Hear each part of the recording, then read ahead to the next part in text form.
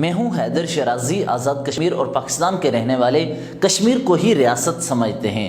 بہت سے لوگ جانتے ہی نہیں کہ ریاست کشمیر کوئی ریاست نہیں، اصل نام ریاست جموں کشمیر و اقصی تبتہا ہے۔ مقبوضہ کشمیر نہیں بلکہ مقبوضہ ریاست جموں کشمیر و اقصی تبتہا ہے، کیونکہ لداخ بھی اسی میں شامل ہے۔ گزشتہ روز پاکستان کے ٹی وی چینل، پاکستان کے پی ٹی وی جو سرکاری ٹی وی چینل ہے، اس پر نقشہ چلایا گیا جس میں ریاست جموں کشمیر و اقصی تبتہا کو تقسیم کر کے دکھایا گیا۔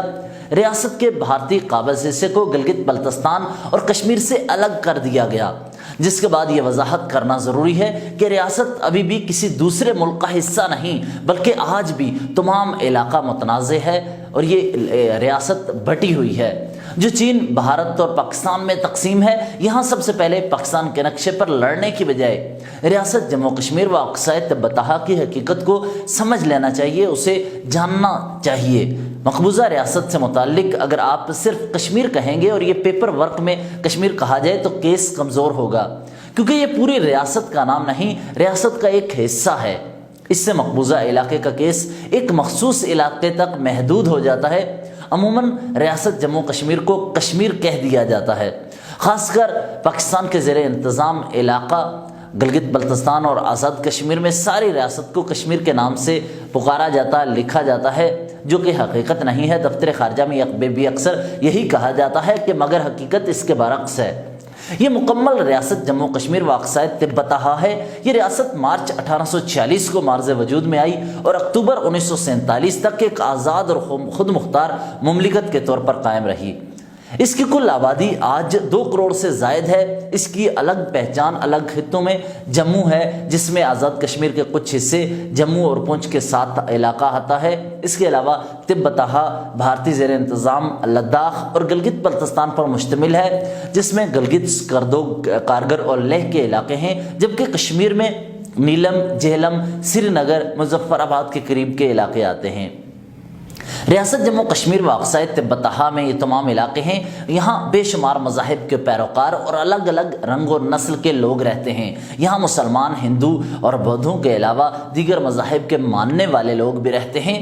کشمیری کے علاوہ ڈوگری، گوجری، شینا سمیت بے شمار زبانیں اس ریاست میں بولی جاتی ہیں، اور ریاست کے 3 یونٹ کشمیر، تبتہا اور جموں کے لوگوں کی مختلف نسل، رنگ اور ثقافتیں ہیں اور الگ تہذیبیں ہیں جو ایک دوسرے سے الگ الگ ہیں۔ اسی لیے تمام لوگوں کو مل کر اس پورے خطے کی الگ الگ زبان، ثقافت اور تاریخ کی انفرادی شناخت کو نہ صرف بچانا ہوگا بلکہ اس کو پروان چڑھانا ہوگا۔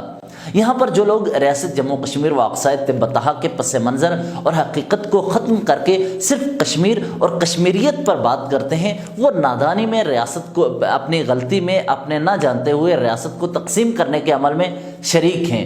بنیادی طور پر کشمیر کی تاریخ تقریباً 10,000 سال سے زائد عرصے پر محیط ہے، جو ریٹن میں ہے۔ اس طویل عرصے میں کشمیر جغرافیائی اور سیاسی وحدت کے طور پر ایک الگ ریاست کے طور پر بھی رہا، یہاں پر قابضین بھی آتے رہے۔ کشمیر ایک نہایت خوبصورت، سرسبز، شاداب اور میدانی اور پہاڑی علاقوں پر مشتمل ایک خطہ ہے جو پیر پنجال ہمالہ کے پہاڑوں کے درمیان ہے۔ کشمیر کسی ملک یا ریاست کا نام نہیں بلکہ کشمیر تقریباً 6,000 سے زائد مربع میل پر محیط ایک وادی کا نام ہے، جو ریاست پوری کا ایک حصہ ہے، اور انتظامی طور پر کشمیر کا حصہ رہنے والے گرد و نواح کے پہاڑوں اور چھوٹی وادیوں میں بھی کشمیر کا حصہ قرار دیا جاتا ہے، ان کو بھی کشمیر کے ساتھ جوڑا جاتا ہے۔ یہ ایک انتظامی تقسیم رہی ہے۔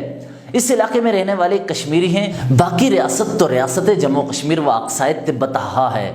ہر رنگ نسل کے لوگ ہیں۔ لداخ اور گلگت تو دور کی بات، کشمیر وادی کے اندر رہنے والے اور وادی سے باہر پہاڑوں یا دیگر چھوٹی وادیوں میں رہنے والے لوگ الگ زبان، الگ ثقافت اور تہذیب اور الگ تاریخ رکھتے ہیں، جسے ہم ایک زبان اور تہذیب نہیں کہہ سکتے، بلکہ یہ ریاست مختلف تہذیبوں اور ثقافتوں کا مجموعہ ہے۔ کشمیر کے رہنے والوں کی زبان کشمیری ہے، وہاں اردو، ڈوگری، گوجری اور شینا بولنے والے لوگ موجود ہیں۔ کشمیر وادی میں وہ سب رہتے ہیں، اور کشمیر وادی 500 صدی عیسوی تک ہندو مت کا گہوارہ رہی۔ اس کے بعد یہاں بدھ مت کا غلبہ ہو گیا۔ 1300 کے بعد لداخ کے بودھ کشمیر کے حکمران بنے۔ اس نے اسلام قبول کر لیا اور اس نے پھر 1323 تک کشمیر پر حکومت کی۔ یہ کشمیر میں کسی مسلمان کی پہلی حکومت تھی، جس کے بعد شاہ میریوں کا دور آیا۔ شاہ میریوں نے کشمیر پر آ کر حکمرانی کی اور کشمیر پر ایک بڑے عرصے تک ان کا دور چلتا رہا۔ کشمیر میں مسلم سلاطین کا دور شروع ہوا اور اس خاندان نے کئی سو سال تک کشمیر پر حکومت کی۔ پھر 15ویں صدی کے آخر میں مغلوں نے کشمیر پر قبضہ کیا۔ مغلوں کو 1747 میں افغانوں نے آ کر شکست دی، جس کے بعد 1819 میں پنجاب کے سکھوں نے افغانوں کو شکست دے کر کشمیر پر قبضہ کر لیا۔ پھر کیا ہوتا ہے، جس وقت انہوں نے قبضہ کیا تو 1846 تک وہ قبضہ برقرار رہا۔ 1846 میں سکھوں نے انگریزوں سے جنگ ہارنے کے بعد کشمیر اور اس کے زیر انتظام ملحقہ پہاڑی علاقوں اور وادیوں کو انگریز کے ہاتھ تاوانِ جنگ میں بیچ دیا۔ پھر ڈوگرا راج آیا۔ 1812 میں ڈوگرا دور حکومت کے بعد پنجاب نے جموں پر قبضہ کر لیا اور پھر ڈوگرا حکومت کو معزول کر کے پنجابی صوبے دار کو بٹھا دیا گیا۔ 1820 کی طرف آ جاتے ہیں، 200 سال تقریباً قبل۔ 1820 میں پنجاب نے جموں کا انتظام واپس ڈوگرا خاندان کے سپرد کر دیا اور 17 جون 1822 کو گلاب سنگھ نے تخت سنبھالا۔ گلاب سنگھ نے جموں کے ارد گرد موجودہ ڈوگری تہذیب سے تعلق رکھنے والی تمام چھوٹی ریاستوں اور راجوڑوں کو جموں میں شامل کیا اور ایک وسیع و عریض جموں ریاست کی بنیاد ڈالی۔ ڈوگری علاقوں کو جموں میں ضم کرنے کے بعد گلاب سنگھ نے شمال کی جانب لداخ، تبت اور گلگت کو اپنی ریاست میں شامل کرنے کی مہمات شروع کر دیں۔ انہوں نے یہ مہم شروع کی۔ اسی دوران سکھوں کا کشمیر پر 27 سالہ دور حکومت ختم ہوا اور سکھوں کو کشمیر انگریزوں کے حوالے کرنا پڑا۔ اس صورتحال میں جموں کے ڈوگرا حکمران گلاب سنگھ نے 16 مارچ 1846 کو ایک معاہدہ کیا اور یہ اہم ترین معاہدہ تھا۔ معاہدے کے تحت انگریزوں کو سکھوں کے ذمہ واجب الادا تاوان جنگ کی آدھی رقم ادا کر کے کشمیر کو جموں میں شامل کر لیا اور اپنی ریاست کو جموں کشمیر کا نام دے دیا گیا۔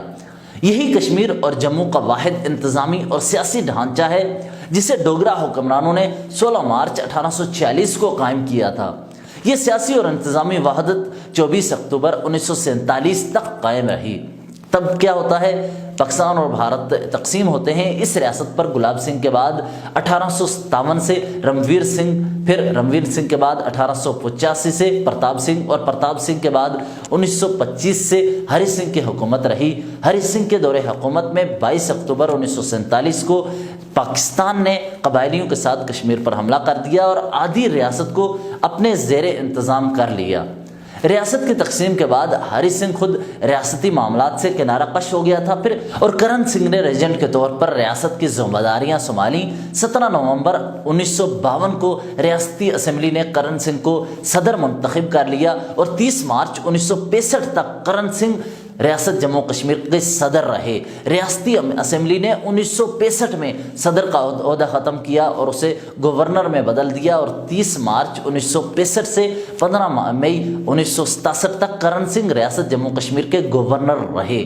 یوں 16 مارچ 1846 سے لے کر جب ریاست جموں کشمیر قائم ہوئی 24 اکتوبر 1947 تک، جب تک ریاست جموں کشمیر متحد رہی، ریاست پر ڈوگرا حکومت قائم رہی اور 24 اکتوبر 1947 کے بعد ریاست کی تقسیم بھی اسی طرح سے ہوئی کہ ساری کی ساری کشمیر وادی اور جموں ریاست کے تمام مرکزی علاقے متحد رہے اور بھارت کے قبضے میں پھر وہ تمام چلے گئے اور ان تمام علاقوں پر بدستور ڈوگرا حکمران ریاستی سربراہوں کے طور پر 1967 تک حکمرانی کرتے رہے۔ حکمران وہ 1967 تک رہے۔ یوں ریاست جموں کشمیر پر ڈوگرا حکومت 16 مارچ 1846 سے لے کر 15 مئی 1967 تک کسی نہ کسی شکل میں موجود رہی۔ گلاب سنگھ، رنویر سنگھ، پرتاپ سنگھ، ہری سنگھ، کرن سنگھ اس کے حکمران رہے، جس کے بعد ریاست جموں کشمیر کی قومی وحدت اور جغرافیائی یکجہتی مسلسل زوال پذیر ہوتی رہی۔ یہ اس کو تقسیم کیا جاتا رہا۔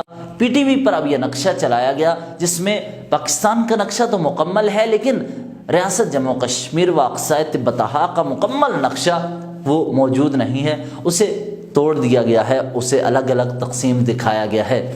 یہ ایک سنجیدہ نوعیت کا سوال ہے کہ کیوں اس کو تقسیم دکھایا گیا۔ پاکستان یہ ہمیشہ کہتا رہا، بہت سے یہاں سیاستدان، پاکستان دفتر خارجہ اس پر واضح موقف اپناتا رہا کہ جو بھارت کے زیر قبضہ علاقہ ہے اس کو آزاد کروایا جائے گا، رائے شماری ہوگی۔ اس سے قبل ہمیں بلاول بھٹو زرداری کی طرف سے بیانات نظر آتے ہیں، اب پی ٹی وی پر تبدیل نقشہ چلایا جاتا ہے۔ ان تمام سوالوں کے جواب جاننا ضروری ہے۔ آج اتنا ہی۔ اگر آپ کو یہ ویڈیو پسند آئی ہے تو میرے یوٹیوب پر آئیں، یوٹیوب چینل کو سبسکرائب کریں تاکہ مستقبل میں اہم ترین ویڈیوز آپ تک پہنچتی رہیں۔ خوش رہیں، مسکراتے رہیں۔